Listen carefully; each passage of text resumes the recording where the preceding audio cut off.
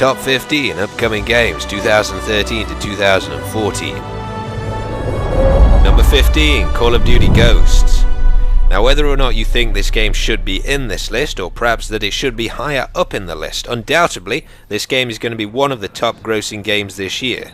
I've put it at 15 because I want to wait and see. There's very little multiplayer footage at the moment, and that is obviously what the vast majority of people spend the most amount of time playing in the game. Single player details have of course been revealed, and the game will come out on November the 5th. The US apparently is no longer a superpower, and you're part of a band of elite soldiers called Ghosts. Apparently one of those guys is in fact a dog, or you can control the dog, as you'll see in this clip here. Nice. Where'd the other one go? Number 14, Splinter Cell Blacklist. Sam Fisher reprises his role in this game, but unfortunately it seems he took a bullet in the neck and now sounds completely different. Comes out August the 23rd, and the big selling point of this game is killing in motion, which basically means instead of just going stealthily one kill to another, you can now wipe out a whole troop of guys, one after the other, by marking like you could in Splinter Cell Conviction. Another cool little feature you may not have heard of is that if you're on the Xbox, you can call in Connect voice distractions, which means you can shout and the guards in game will come over to where they heard the shout from instead of Sam Fisher's copyright whistle. As for the single player story, the Blacklist is a series of planned attacks on the USA, and instead of 3rd Echelon you've been upgraded to 4th Echelon, and you've got to stop these attacks. The multiplayer sees return of the coveted Spy vs Merc mode, which compared to the NPC modes in Conviction etc. was incredibly good. Number 13, Dead Rising 3. As you can see, the fictional city of Los Perdidos has got something of a zombie problem, which you, Nick Ramos, are going to fix. Game comes out at some point in November this year and is an Xbox One exclusive. Some of the new things, which in this game but not in the previous, you can now craft on the run. The guy you're playing is a mechanic, so if you wanted to make yourself a broom saw and you find a broom and a saw, that's how you make one. You can just kneel down and get that job done. It is a completely open world city like Grand Theft Auto is, and you've got to escape it before a military strike on there. So the game gives you a lot more freedom on the next generation of consoles than the previous games did.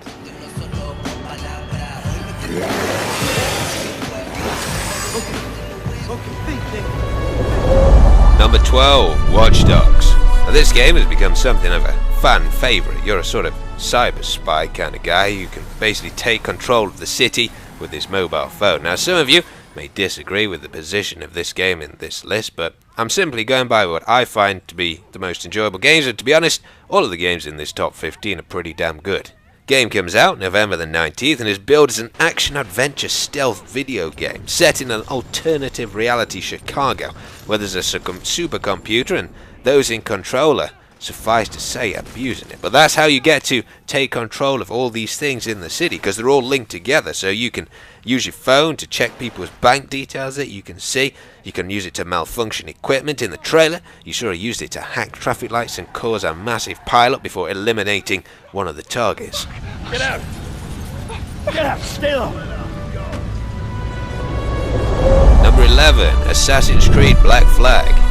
So once again, you're a member of the Kenway family, and one who perhaps enjoys a little more unconventional fun than the rest. He's a pirate. Does that mean that we're now playing as the bad guy, or is he still the good guy, or I guess on October the 29th we find out. Turns out that Pirate Kenway has got a few friends, aside from sharks of course, like Blackbeard. So if you're a fan of pirates, I don't know who is a fan of pirates, but if you are a fan of pirates, I'm sure you'll see some of your favourites in this game. The game is supposedly broken down 60% on land gameplay and 40% ship gameplay. Now that means that you'll be sailing between 3 of the major ports in the game, which are Harrington, Kingston, and I think the last one's called Nassau.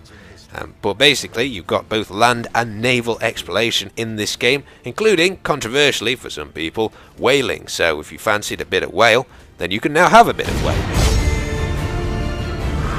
Join them under the black flag of Assassin's Creed 4.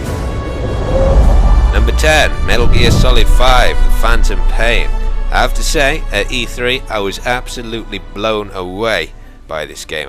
It just came completely out of the blue. Comes out 2014 at some point for both the current and future generation of consoles. Now the game is supposedly split into two parts. The first part, Snake is infiltrating a Black Ops site in Cuba to extract a couple of prisoners, and I think that part is called Metal Gear Solid Ground Zeroes, and that was what a lot of people thought the title of this game was actually going to be. But the second part, the Phantom Pain part I guess, is set during the Afghan-Soviet War, of course in Afghanistan. The game is completely open world, you can attack objectives as you please in it, and if you're a fan of the previous games, there are some new but also some old faces returning, notably Snake's enemy Ocelot, who's now sort of his friend, voiced by Troy Baker, who of course voiced Joel in The Last of Us and also Booker in Bioshock Infinite, so it seems like they're pulling out all the stops for this game.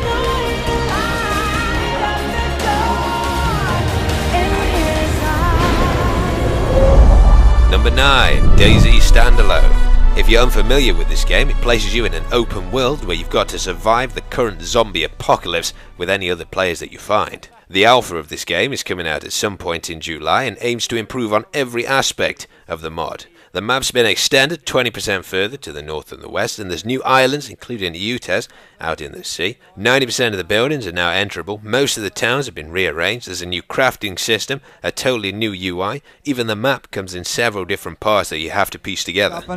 So there is, we've got military bases nearby. I mean, it's a 260 square kilometer map. Number 8, Arkham Origins. Game set 5 years before Arkham Asylum, which was probably one of my favourite games ever made.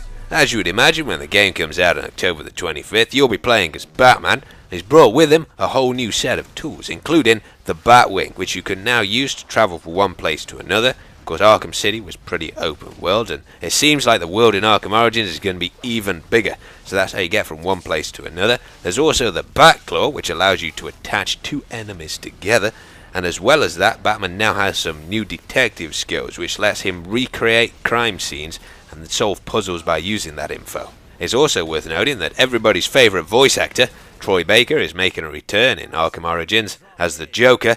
He was, of course, in Arkham City, both Harvey Dent and Robin, and a whole host of other characters as well.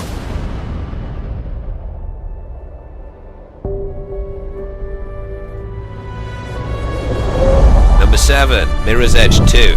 Now so far, this is the only footage we've got of Mirror's Edge 2, made of course by DICE, confirmed to be coming out at some point in 2014, but I cannot wait for this game, because the original Mirror's Edge, with its free running through a futuristic, super clean looking city, it was so different to every other kind of game that when you reprise your role in this as Faith, I'm almost guaranteed it's going to be a good time.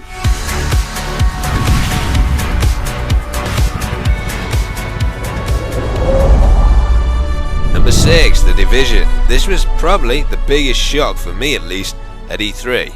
Currently only coming out on the PlayStation 4 and the Xbox One, although they are considering a petition to get this on PC. It is an MMO third-person tactical shooter. The game is set in an immediately post-apocalyptic New York, where a disease has caused society to collapse. You play part of an elite team set to try and resolve this crisis. As with a lot of next-generation titles, this game features companion gaming, so if you've got a tablet, then you can use it to, say, fly around a little bot to check out different parts of the city and things like that without having to go in there with your character. Wow, yep. I'm gonna go in. Number 5, Titanfall. So this is the first release of Respawn Entertainment. The guys who left Infinity Ward set up their own company because they didn't like the direction of the Call of Duty series. The game is said to come out Q1 2014 for the Xbox One and PC. It's multiplayer only with single player elements, which is actually quite a good thing because that usually means the multiplayer is going to be very refined. As you can see, you can either play as free running pilots or inside agile mech walkers, so Colonel Quadrich, eat your heart out.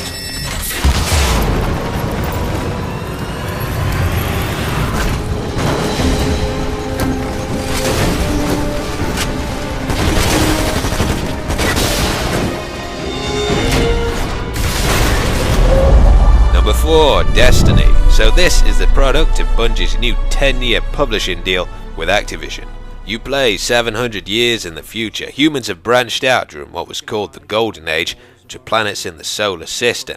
But then for some reason, there was a collapse of all of this, where all the colonies were destroyed and mankind was nearly wiped out, but was saved by a mysterious orb called the Traveler, which hovers above the last city on Earth. You play as either a hunter, a warlock, or a titan, whose job is to reinforce the city and find out what caused the collapse. So the game is dubbed to be an FPS with MMO elements, in the sense that it has a matchmaking system which actually limits the number of players you see in the world, determined by what you're actually doing in the world. It's confirmed to be coming out at some point in 2014 on both the current and future generation of consoles.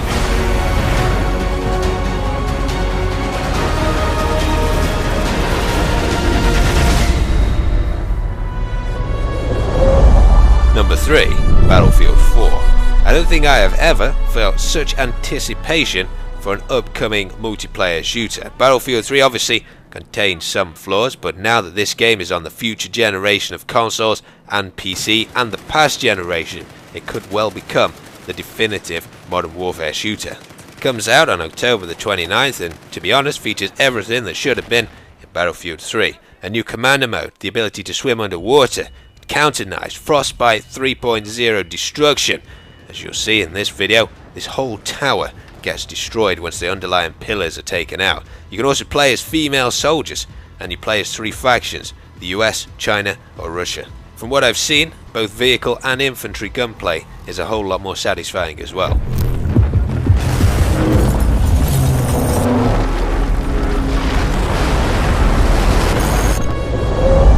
Number 2, GTA 5. Set in Los Santos, the world is now bigger than those of Red Dead Redemption, San Andreas and GTA 4 combined. Confirmed for release on the current generation of consoles on the 17th of September this year, it's not just a city anymore, there's beaches, mountains and a whole wilderness to explore. You play as either Michael, Trevor or Franklin, each of whom have their own abilities, and you can switch between them and work together at any point. If you want something different from the main story, you can of course indulge in all the extras: yoga, jet skiing, base jumping, golf, scuba, gym. You can pretty much do what you would do in any city. If you get bored, which is unlikely, why not buy yourself some property?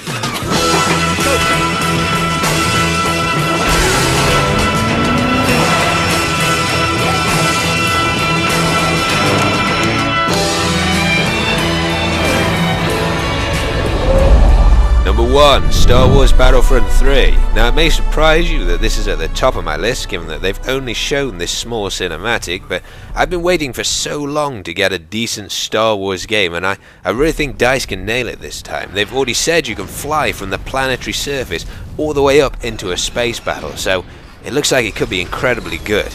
But thanks for watching guys, I hope you enjoyed the video, and I'll see you in the next chapter.